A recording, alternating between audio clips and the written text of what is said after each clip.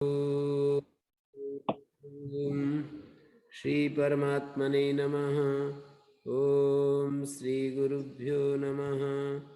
ओम मातृशक्तये नमः। ओम असतो मा सद्गमय तमसो मा ज्योतिर्गमय मृत्योर्मामृतंगमय। ओम शांति शांति शांति। उपनिषद की 101वीं कक्षा है और मांडुक्य उपनिषद की ये दूसरी कक्षा है। पहले मंत्र पर विचार किया था कि सर्वम ओम इत्येत अक्षरम इदम सर्वम तस्य उपव्याख्यानम भूतम भवत भविष्यदिति सर्वम ओंकार एव यच्च अन्यत् त्रिकालातीतम तदपि ओंकार एव।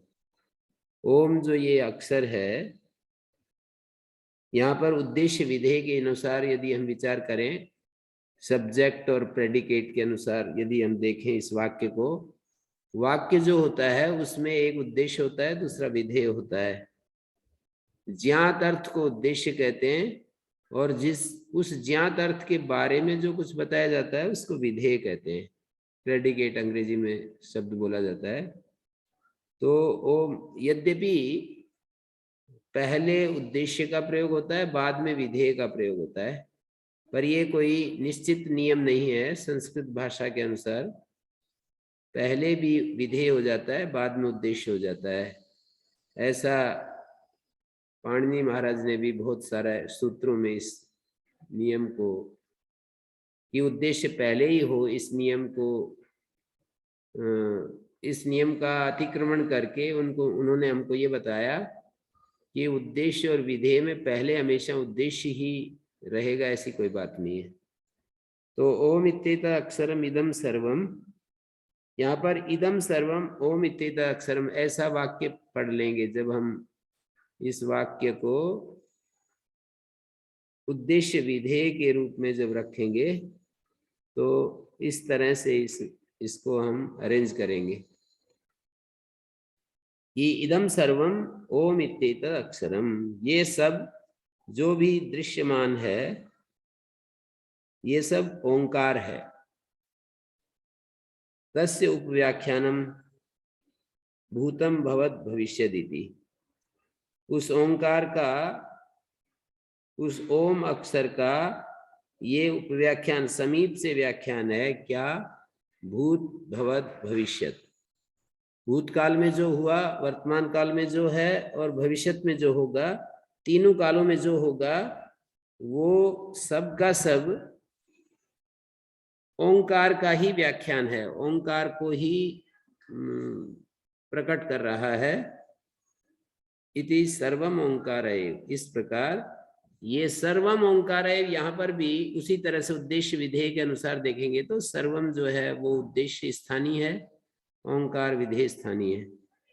सब ओंकार ही है। यच्च अन्यत् त्रिकालातीतम तदपि ओंकार एव, और जो कालातीत है, अव्यक्त जिसको कहते हैं, वो भी ओंकार ही है। ओंकार, सब कुछ ओंकार बता दिया। जो व्यक्त और अव्यक्त जो कुछ भी है वह सब ओंकार ही है, ऐसे कह दिया। तो ओंकार तो एक अक्षर है। अक्षर का मतलब, अक्षर का एक अर्थ अविनाशी होता है। अक्षर का एक अर्थ, जो शब्द बोलते हैं वो भी इसका अर्थ होता है। और अक्षर से जो बताया जाता है उसको भी यहाँ हम ओंकार शब्द से कह रहे हैं। जिसको हम परमात्मा कहते हैं, ब्रह्म कहते हैं,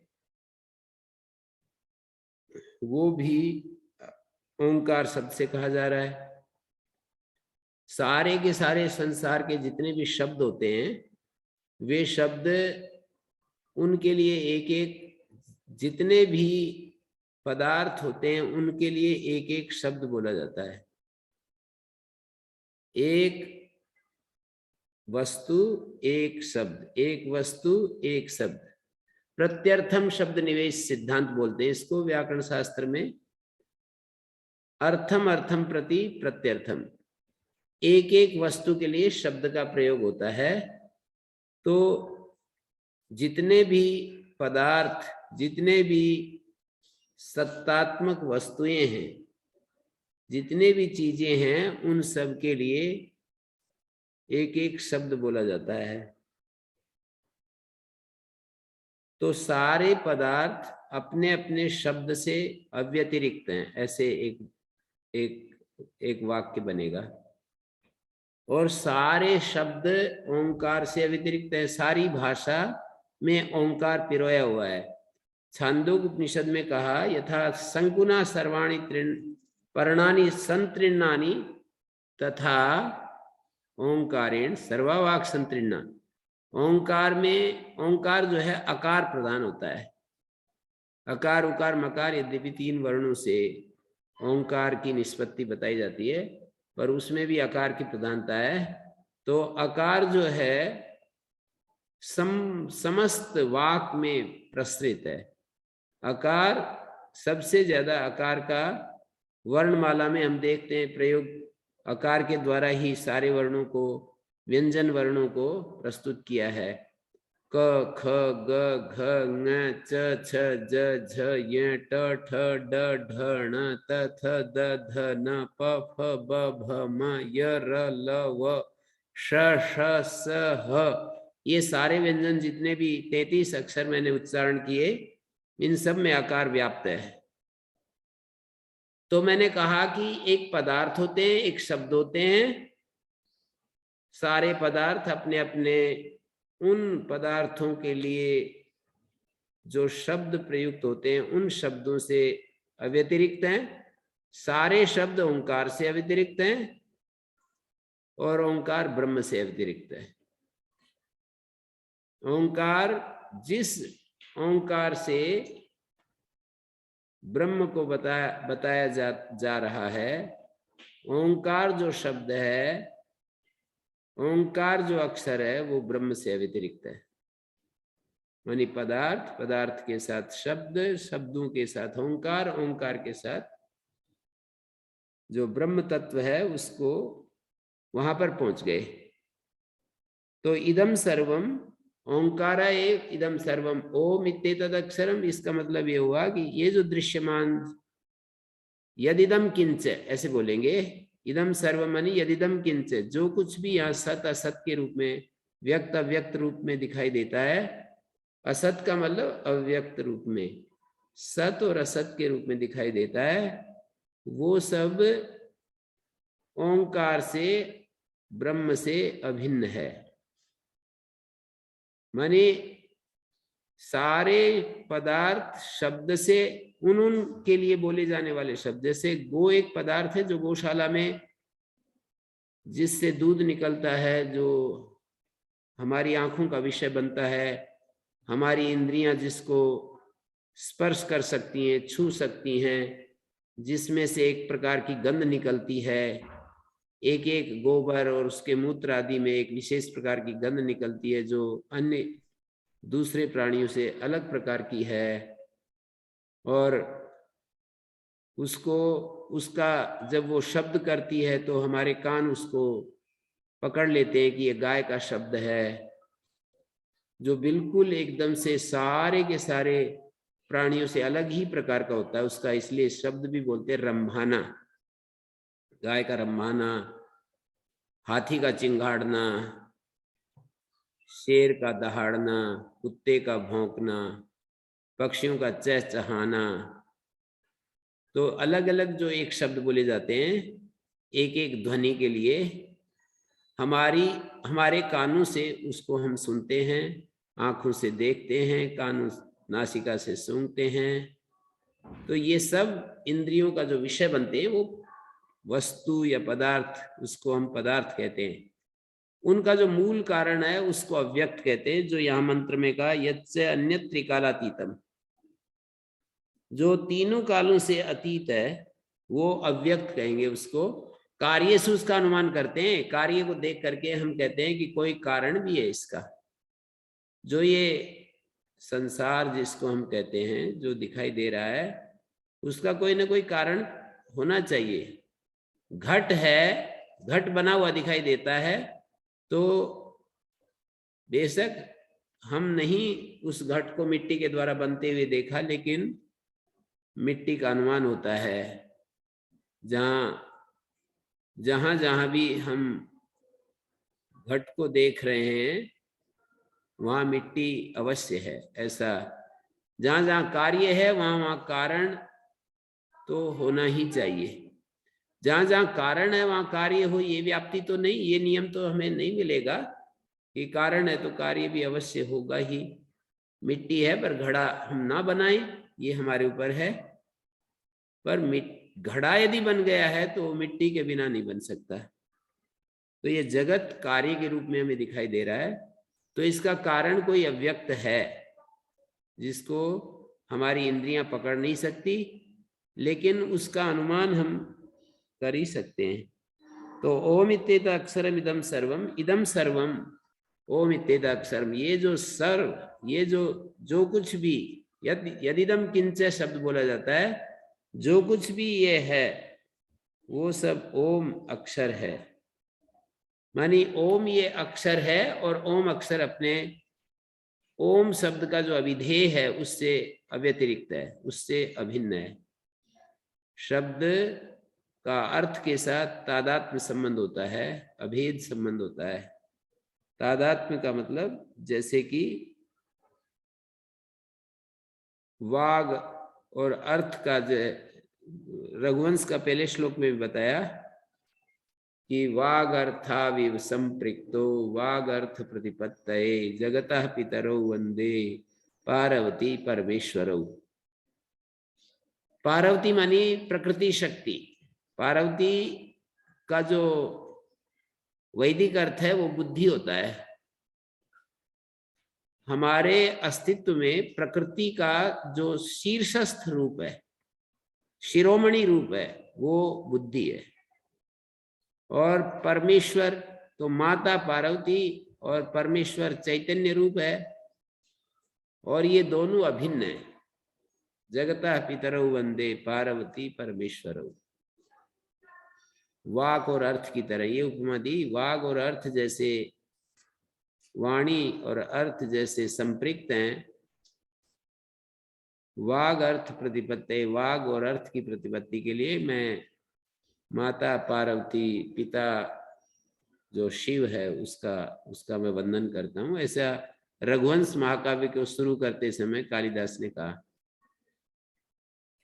ओम इत्येतत् अक्षरम इदम सर्वम, ये सब ओम अक्षर है। ओम अक्षर का मतलब ओम जो ब्रह्म को बताने वाला जो एक शब्द विशेष होता है उसको अक्षर कह रहे हैं।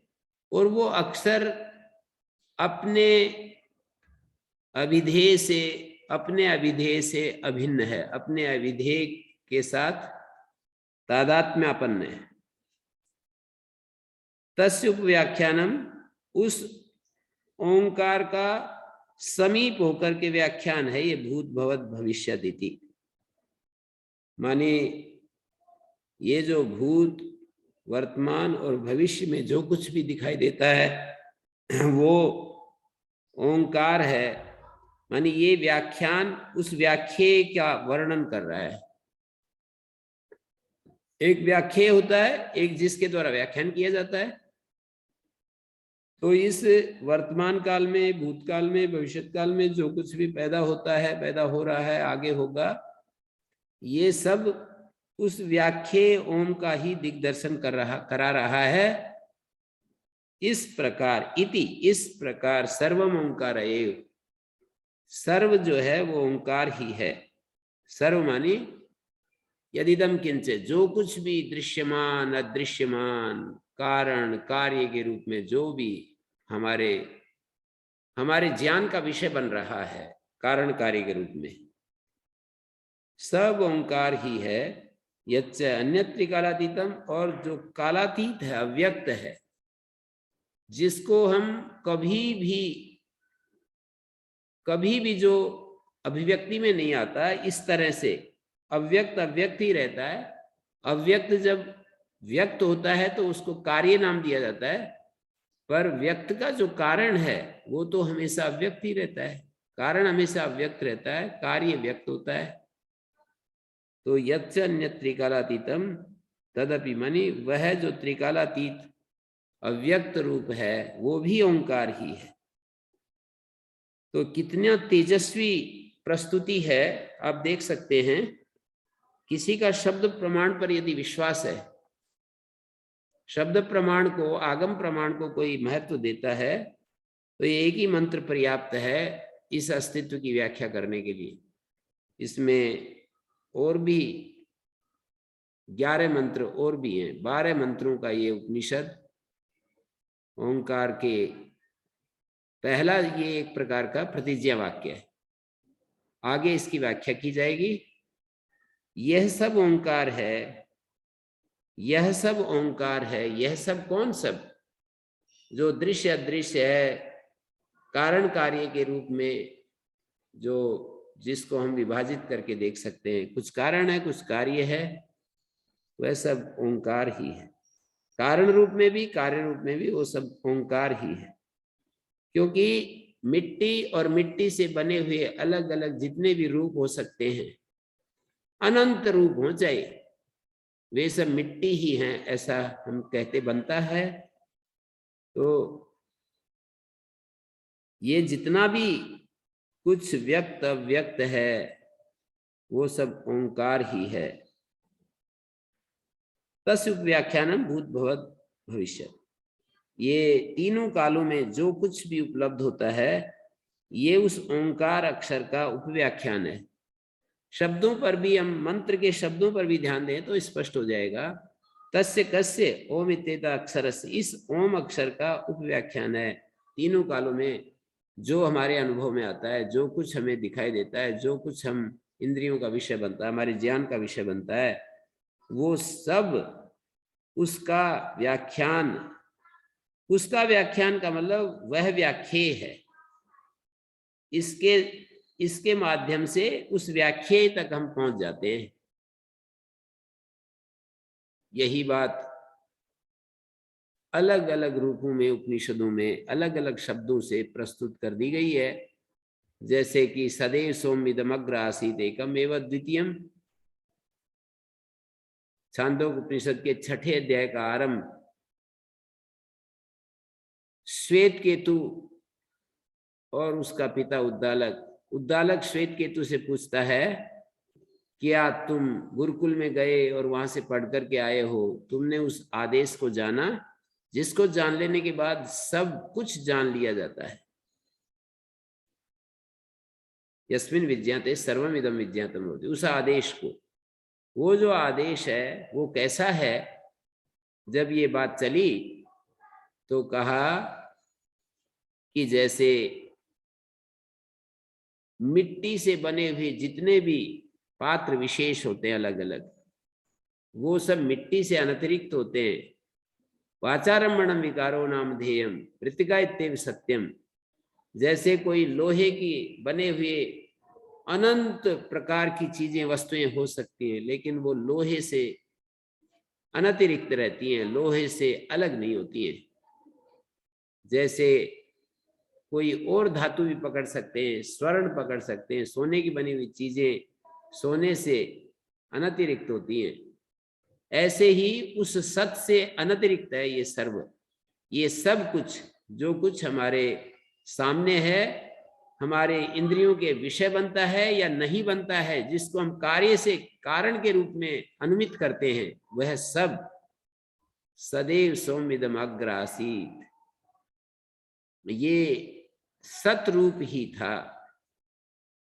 अग्र मानी ये उत्पन्न होने से पहले उसका वर्णन करके दिखा रहे हैं कि ये सत स्वरूप था। उस सत से ये सब जिसको हम देख रहे हैं, हमारी इंद्रियां जिसको विषय कर रही हैं, सदैव सौम्यदम अग्र आसीत। शौनक और अंगिरा के संवाद में भी ये बात एक ढंग से प्रस्तुत की गई मुंडक उपनिषद में। अंगिरा से शौनक का जो चर्चा संवाद चलता है, तो उन्होंने कहा कि जिसके जान लेने पर सब जान लिया जाता है।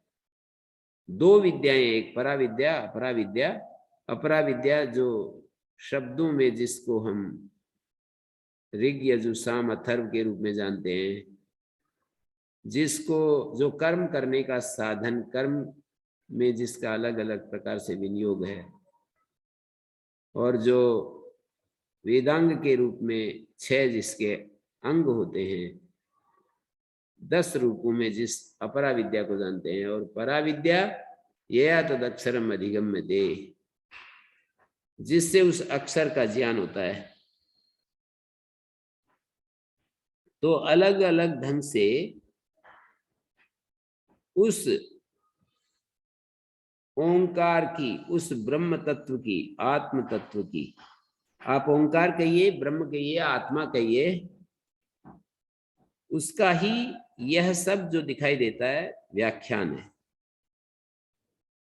उसका व्याख्यान है, वो व्याख्या है। इसके माध्यम से हम वहां तक पहुंचते हैं। सर्वम ओंकार एव, सब सर्वम शब्द जो है उद्देश्य है, ओंकार एव विधेय है। यच्च अन्यत् त्रिकालातीतम तदप्य ओंकार एव, यहाँ पर भी अन्यत् त्रिकालातीतम तत् ये उद्देश्य स्थानीय, ओंकार एव विधेय स्थानीय।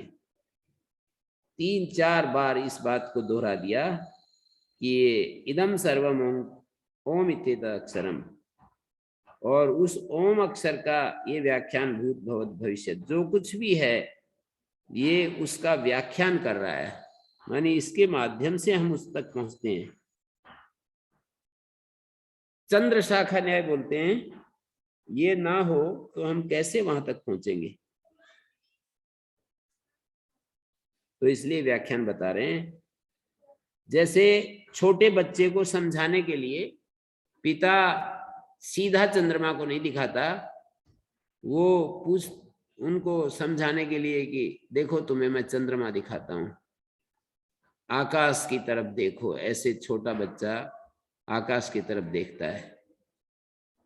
फिर तुम्हें वो दिख रहा है, कहाँ देखूं, तो शाखा को पकड़ करके, शाखा को समीप में जो शाखा थी, शाखा को शाखा की तरफ इशारा करके कहा कि शाखा के ऊपर जो दिखाई दे रहा है वो है। तो बीज शक्ति के रूप में, और बीज शक्ति से उत्पद्यमान जो ये बीज शक्ति से उत्पद्यमान जो ये जगत है, इस जगत का जो मूल है वो है व्याख्या। इस कार्य को देखकर, इस जगत को देख करके हम उसका अनुमान करते हैं या वहां तक पहुंचते हैं। नेति नेति 2 तरह का कथन है कि ये सब ओंकार है, एक तरफ ये कथन है, दूसरी तरफ हठात आदेशो नेति नेति, हम उस आदेश को बताना चाहते हैं जो नेति नेति के रूप में, जिसका हम अनुभव करते हैं, जिसको हम जानते हैं। तो एक तो सर्वम ओंकार है, दूसरा नेति नेति के द्वारा सब जो भी चर अचर दृश्य दृश्य है उसका निषेध करने के बाद जो शेष रहता है वो उसका शुद्धतम रूप है। मूर्तामूर्त ब्राह्मण, बृहदारण्य का मूर्तामूर्त ब्राह्मण के माध्यम से इसी नेति नेति प्रक्रिया को समझाया गया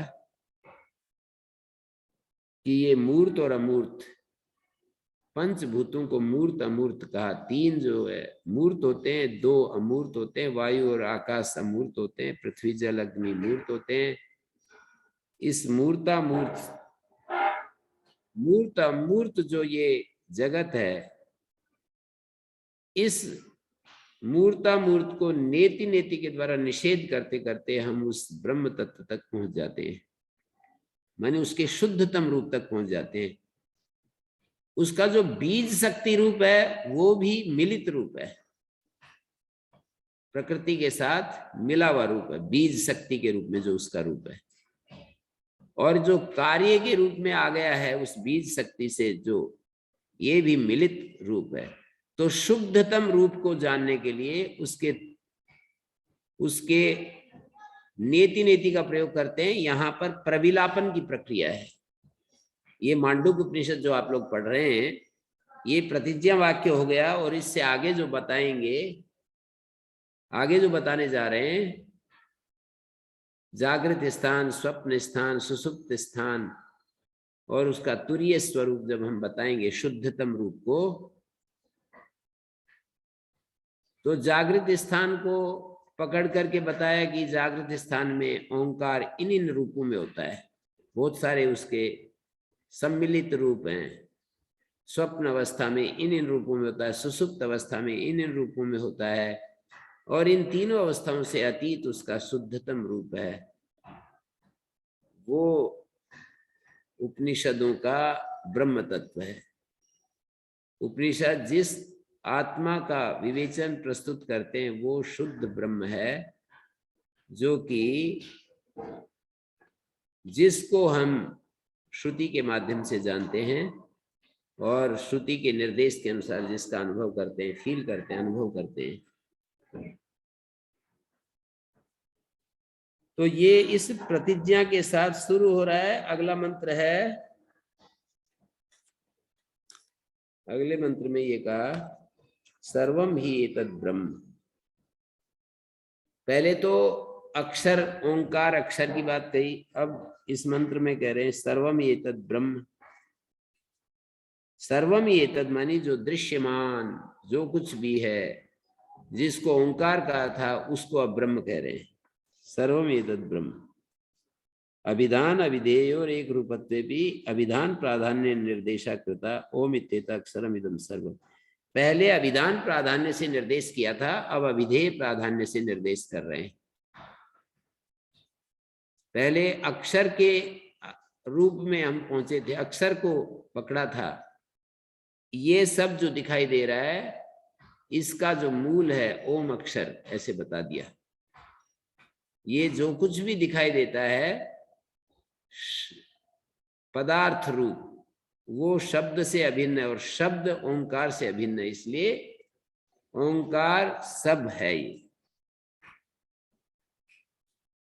अब ये अभिधेय प्राधान्य से निर्देश कर रहे हैं ओम इत्येतद् इदं सर्वम एतद् ब्रह्म। ये जो कुछ भी सर्वम, यहाँ भी उद्देश्य विधेय को देखेंगे तो सर्वम एतद् उद्देश्य स्थानीय, ब्रह्म विधेय स्थानीय। अभिधेय अभिधान प्राधान्य निर्दिष्ट पुनरभिधेय प्राधान्य निर्देशो अभिधान अभिधेय और एकत्व प्रतिपत्ति।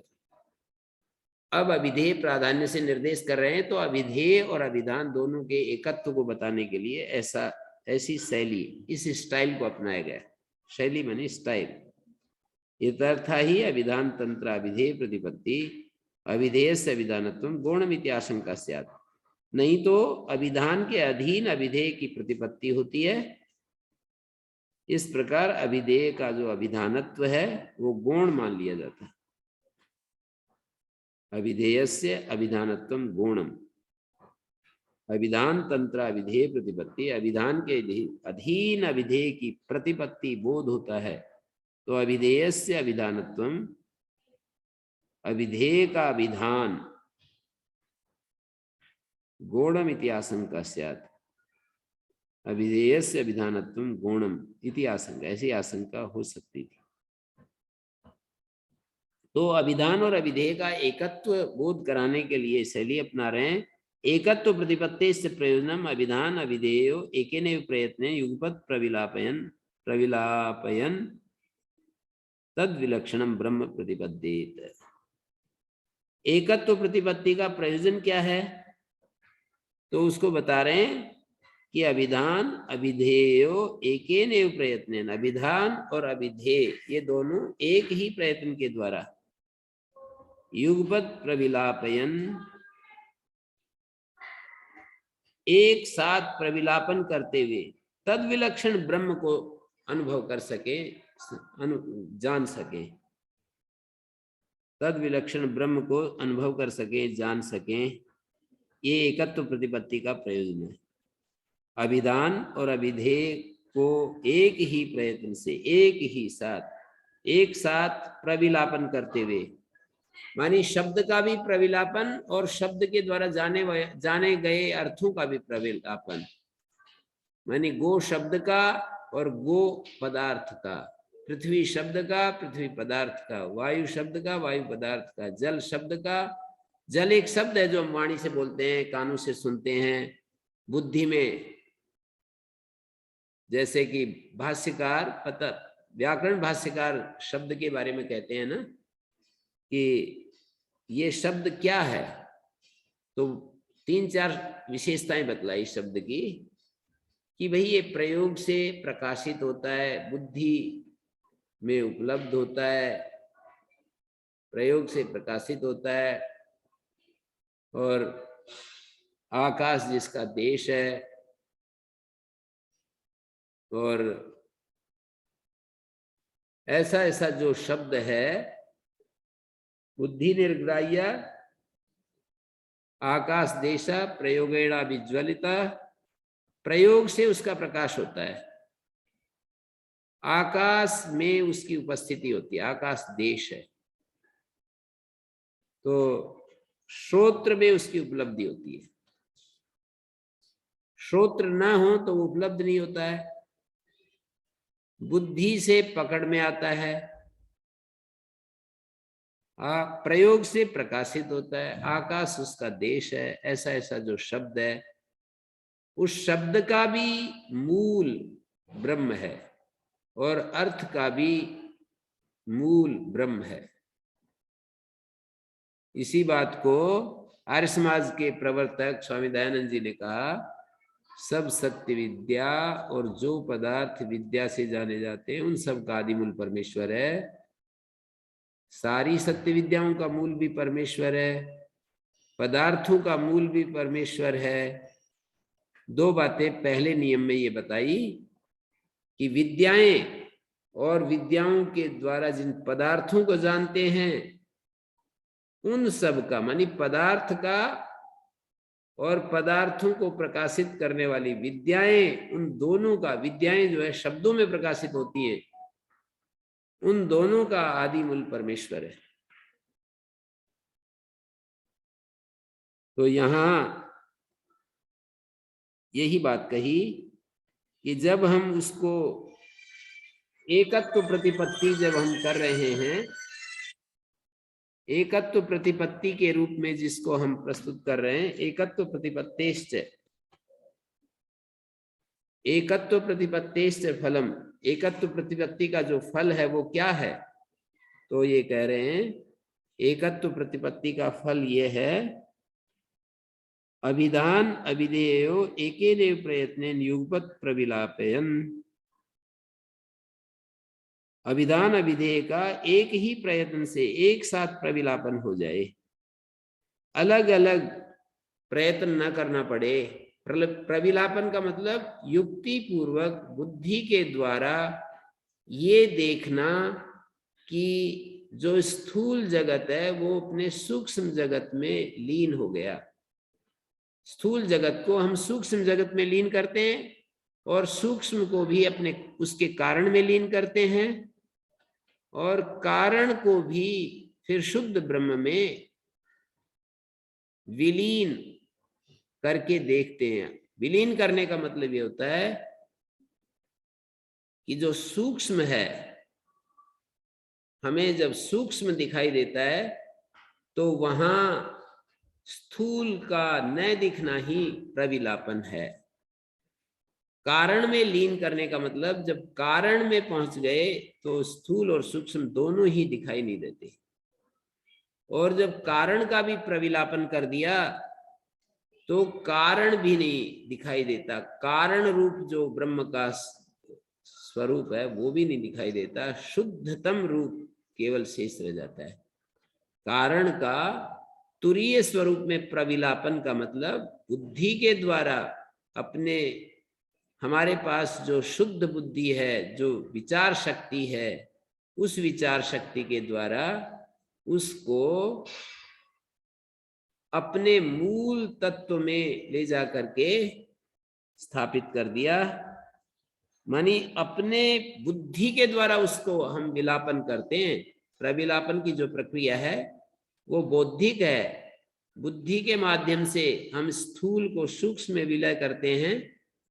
निद्रा में जो एक स्वाभाविक विलय होता है लेकिन वो सदा के लिए नहीं होता। प्रातःकाल फिर हम उठ करके वहां से वापिस आ जाते हैं। सभी जीवों का विलय प्रलय अवस्था में हो जाता है, लंबे समय तक विलय हो जाता है। और समाधि में एक विलय होता है, असंप्रज्ञात समाधि में जो कारण है वो दृश्यमान नहीं होता, कारण दिखाई नहीं देता है। जो असंप्रज्ञात समाधि योग शास्त्र में बताई है, उस अवस्था में भी कारण नहीं दिखाई देता है। ज्ञान के द्वारा भी प्रविलापन होता है। ये समाधि में प्रविलापन, निद्रा में प्रविलापन और प्रलय में प्रविलापन, ये प्रविलापन, इसको प्रविलापन नहीं कहेंगे, इसको कहेंगे स्वाभाविक एक लय क्रम। सोते समय हमारा जो स्थूल और सूक्ष्म है वो कारण में लय हो जाता है। प्रलय में सारे जीवों का स्थूल और सूक्ष्म कारण में लय हो जाता है प्रलय में।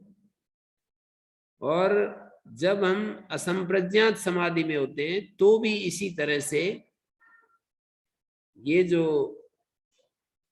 जो हमारा स्थूल और सूक्ष्म है वो अपने कारण में लय हो जाता है। और कारण का भी अपने शुद्धतम रूप में विलय हो जाता है असंप्रज्ञात समाधि में।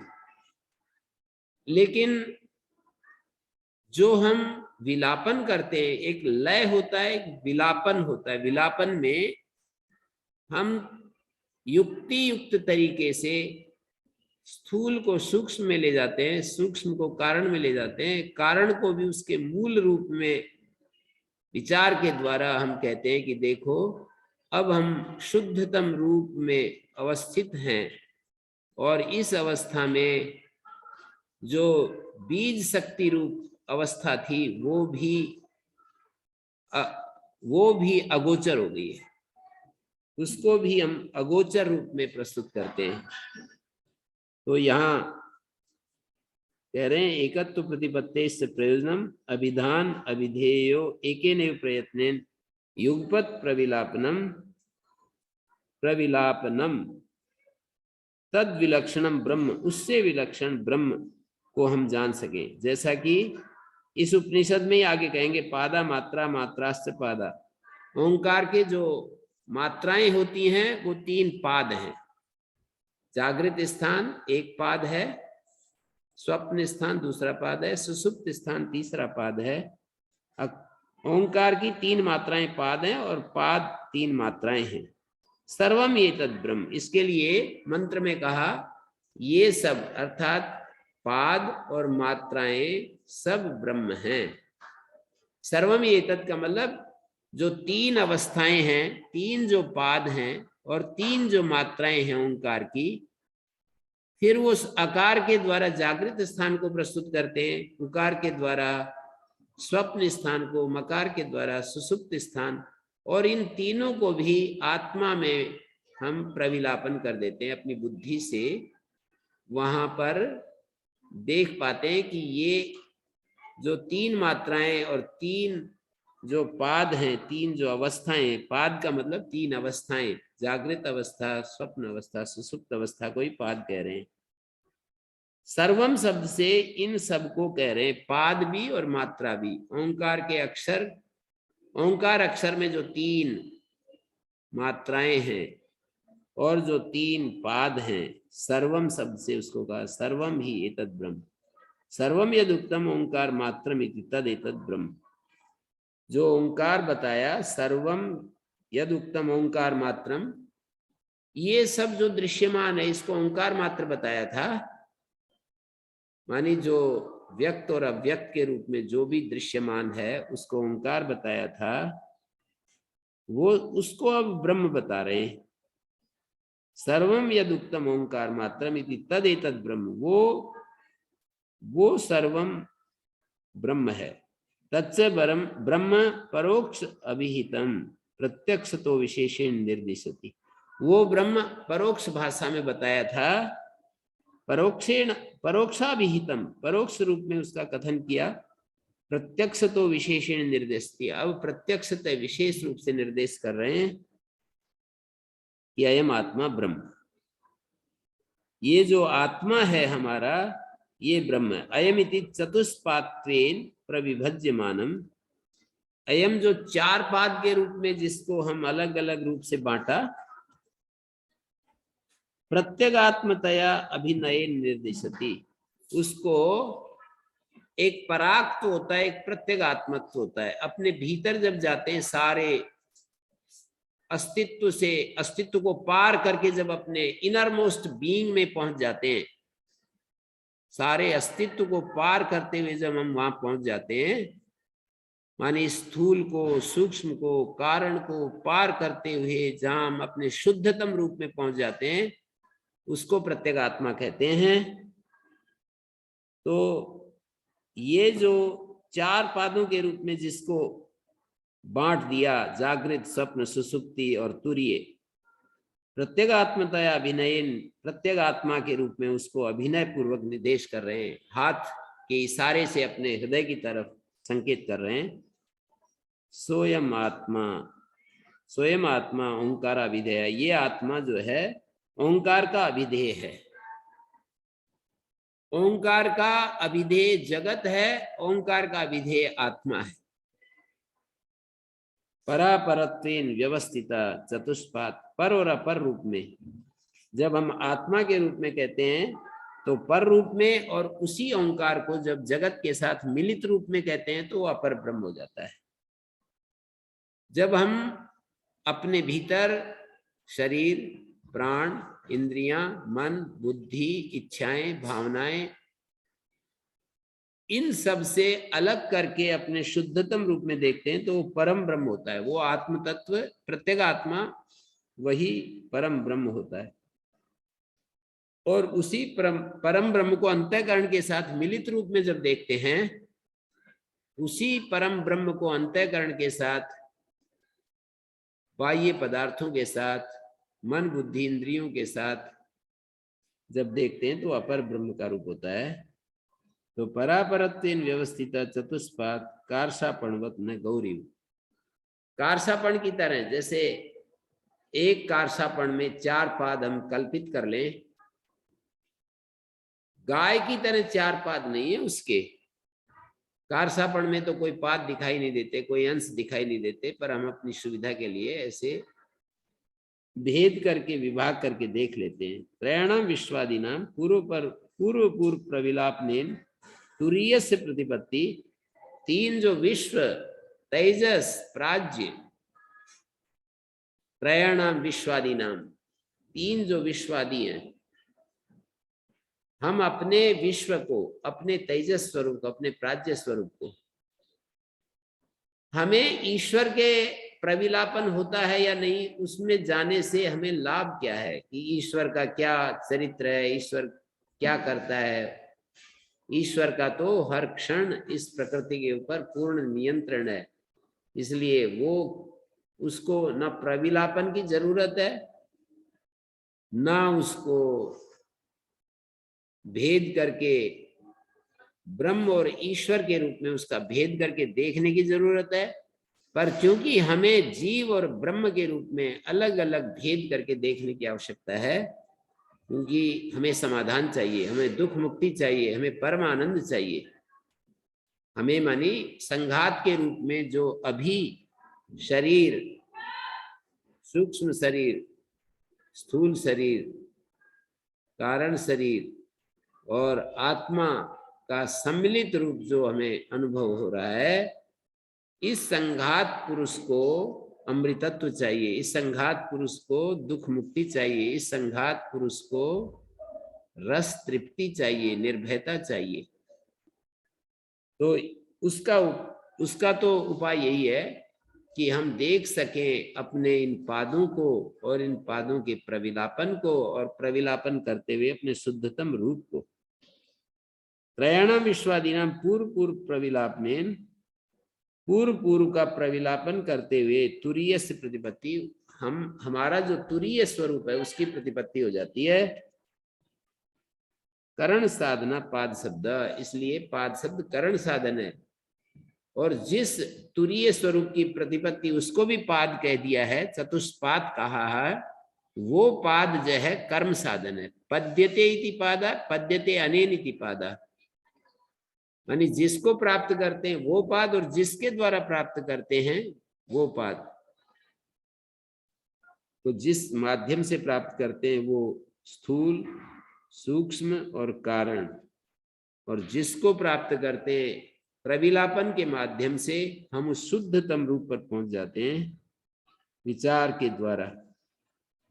तुरीयस्य पद्यते इति कर्म साधना पाद शब्द। तो अब आगे कथम चतुष्पात्वम, चतुष्पात्व कैसे है ये यहां पर बताने जा रहे हैं अगले मंत्र में। अभी किसी का कोई प्रश्न है तो पूछा जा सकता है, हम चर्चा कर सकते हैं। आचार्य जी नमस्ते। जी, ये पुस्तक कहाँ मिलेगा, ये उपनिषद का जो हिंदी वगैरह में, संस्कृत, जो गीता प्रेस और गोरखपुर, कुछ नंबर कांटेक्ट पर्सन और कुछ? हाँ, गीता प्रेस गोरखपुर का जो ईसादी नव उपनिषद नाम से मिलेगा। ईशादी नव उपनिषद 3 पुस्तकों में, 3 जिल्दों में 10 उपनिषदों का भाष्य है। ईशादी नव उपनिषद का 11 उपनिषदों का 3 भागों में विभाजन करके बताया। ईश के निकट, प्रश्न, मुंडक, मांडुक्य, ऐतरेय, तैतरीय और श्वेताश्वतर, इन 9 उपनिषदों को एक जिल्द में है। उसकी संख्या हम लिखवा देंगे आपको। और छांदोग्य उपनिषद एक जिल्द में है, बृहदारण्यक एक जिल्द में है। तो संपर्क स्थान नंबर वगैरह कुछ, किनको कांटेक्ट करना, कहाँ से मिलेगा? हाँ, ये तो गीता प्रेस की पुस्तकें पूरे देश में फैली हुई हैं। हैदराबाद में भी होगा कहीं ना कहीं। अच्छा, थोड़ा पता करना पड़ेगा, हैदराबाद में भी जरूर होगा। तो उसकी पुस्तकों की एक संख्या होती है, विशेष संख्या, वो मैं देख करके आपको बता दूंगा।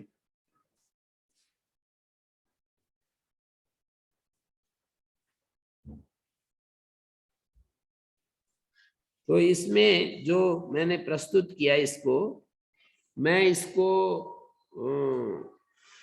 यहाँ पर कोशिश की है कि शब्दों की मर्यादा के अनुसार मैं जो मैंने समझा है वो आपके सामने रखूं, आपके साथ शेयर करूं। शब्द मर्यादा होती है एक, शब्दों की मर्यादा रखते हुए कि शब्द क्या अर्थ दे रहा है, शब्द क्या कह रहा है, उसको सामने रखते हुए विचार कर रहा हूं।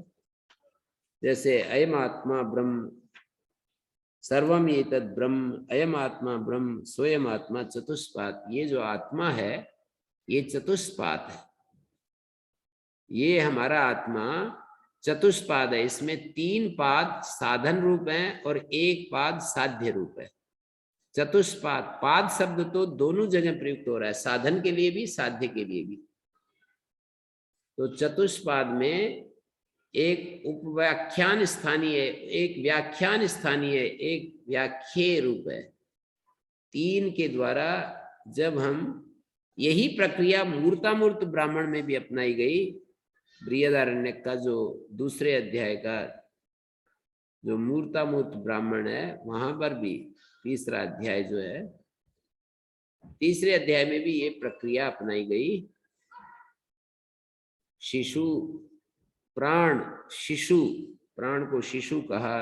अजात शत्रु ब्राह्मण दूसरा है, तीसरा मूर्तामूर्त, चौथा मैत्रेय ब्राह्मण, 5वां मधु ब्राह्मण।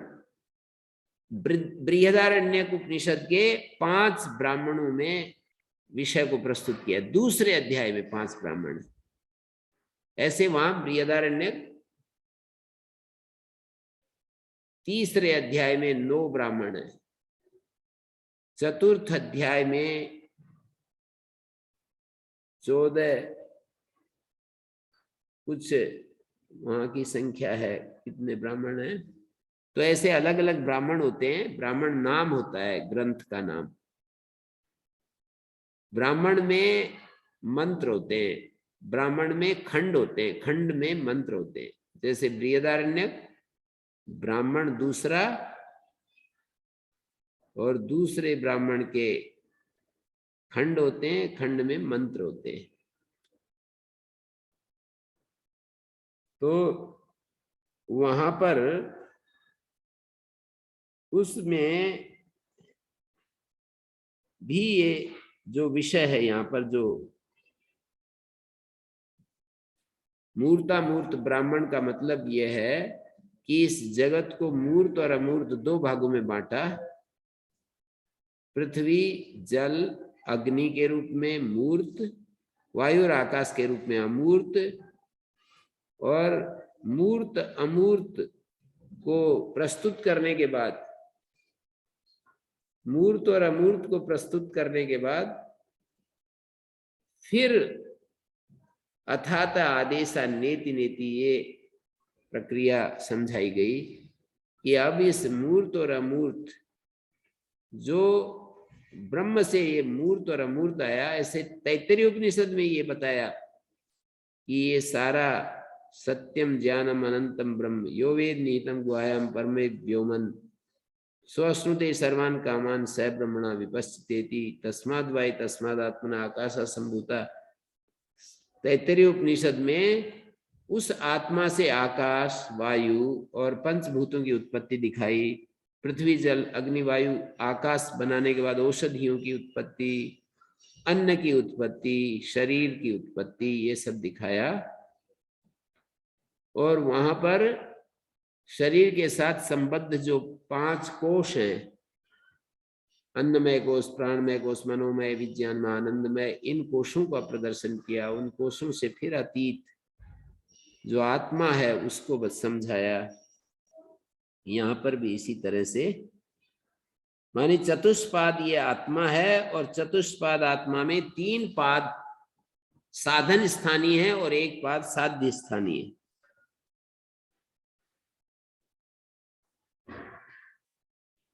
हाँ जी, किसी का कोई प्रश्न है तो रखा जा सकता है।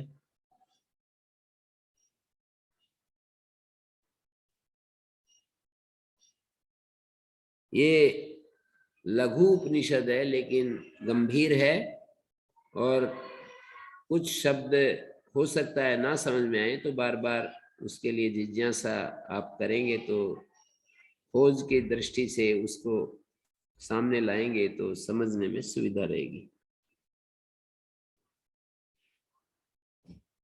तो आचार्य जी 3 पाद जो ईश्वर फैला हुआ है, एक ही पाद में ये है, पूरा ब्रह्मांड है, बाकी 2 खाली है, ऐसा बोलते हैं। फिर ये कौन से हैं 3 पाद? 3 पाद जो जागृत अवस्था में 1 पाद, जागृत अवस्था में वो जो आप शब्द बोल रहे हो वो तो त्रिपाद ऊर्ध्व उदयित पुरुषा, पुरुष सूक्त का एक मंत्र है। पादोस्य विश्वा भूतानि त्रिपादस्यामृतम दिवी, मानी 1 पाद में वो जो चतुष्पाद का विभाजन है वो एक अलग एंगल से है। 1 पाद में सारे प्राणी आ गए, स्थूल और सूक्ष्म और कारण, सारा का सारा अस्तित्व 1 पाद में आ गया। 3 पाद तो अपने आनंद स्वरूप में है। वहां की बात तो ऐसी है, त्रिपाद ऊर्ध्व उदयित पुरुषा, 3 पाद जो है वो ऊर्ध्व रूप में है, पादों से अभवत पुनः, और पाद यहाँ पर 1 पाद यहाँ पर इस अस्तित्व के विविध रूपों में प्रकट हो रहा है, ऐसा कहा वहां पर। तो वहां का जो विचार है वो एक अलग एंगल से है। यहाँ पर चतुष्पाद जो वर्णन किया है, इस चतुष्पाद में 3 पाद को साधन बनाकर एक जो अंतिम पाद है तुरीय पाद, उसको प्राप्तव्य बताया है। 3 पाद उसके साधन है, 1 पाद प्राप्तव्य है, साध्यभूत है, साधनभूत साध्यभूत।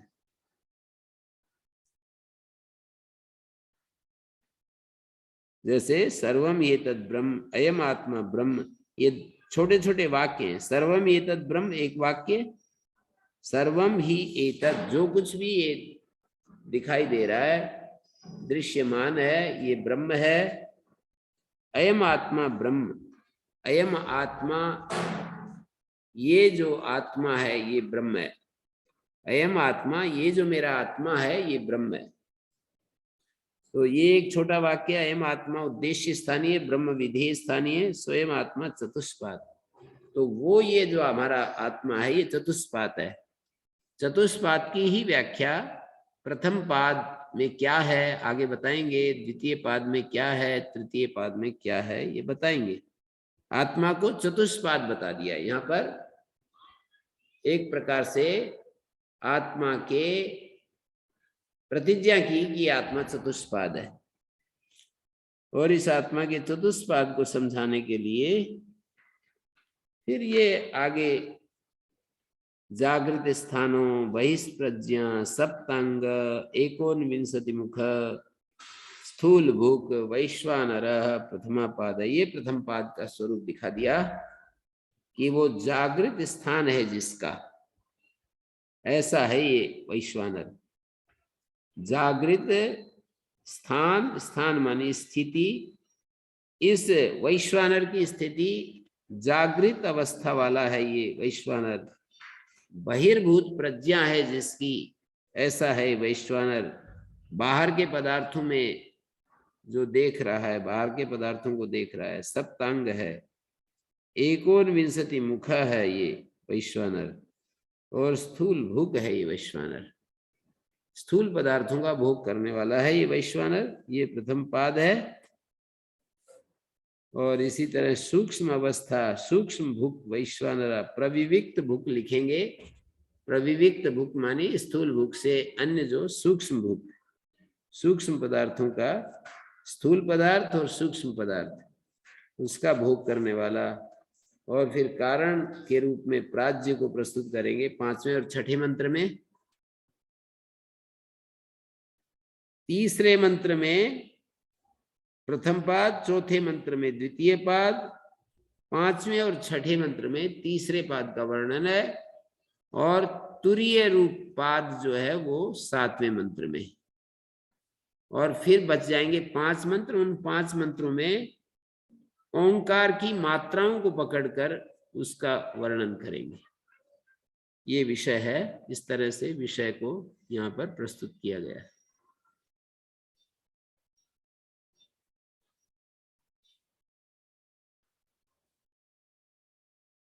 मेरे ख्याल में यहाँ विराम देते हैं, फिर मिलेंगे। हाँ जी,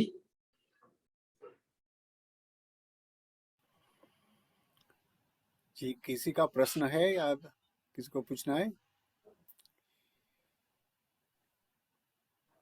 जी जी गुरु जी, ठीक है तो। ओम शांति शांति शांति। ओम गुरुजी सादरम प्रणमामि। ओम नमो नमः। आचार्य जी प्रणाम गुरुजी। ओम प्रणाम।